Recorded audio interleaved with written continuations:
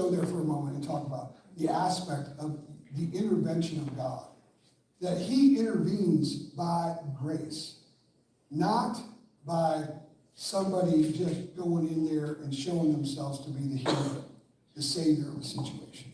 No, he comes and uses foolish things. I think I've told you about the testimony of my father. My father and I went around and around for probably 25 years before my father, well, I wouldn't say 20 years, before my father even decided to accept Jesus. But it happened in such a convoluted way. And I was rehearsing this with my brother. So my dad had a supervisor there who was a Christian, born again, but he had just gone through a bitter divorce. And he was just broken. I mean, he was broken. And so my dad one day, he says, well, you got, they had a conversation. Well, you got kids? Yeah, I got kids. Well, what do they do?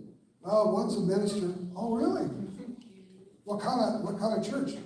And he says what the church was. He goes, I go to a church like that right now. And all of a sudden, it changed the conversation with this guy coming in every day to work and saying, hey, Wendell, my dad's name was Elwin. And Wendell, can you pray for me? Here's my dad. He's had many, many arguments with me.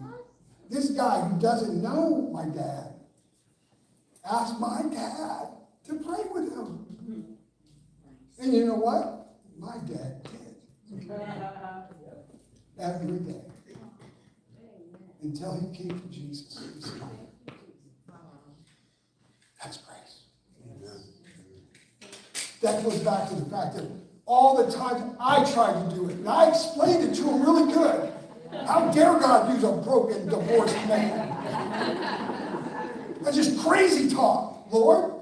I was supposed to do that. And if it weren't, my brother could have done it. He lived with my brother. No, my brother could have done it. Yep. Broken supervisor who had a bitter divorce going on. He needed prayer. And the audacity for him to ask my dad to pray. Until I asked my dad to pray one day. And it caused me to weep. Because my dad prayed like he knew Jesus. And it touched my heart.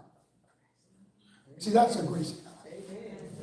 It's wild grace. Where the sin and crookedness of my father, where somebody else graced my father into actually knowing God. And my father acted like he knew God, like he was playing with it, But then the reality of that came.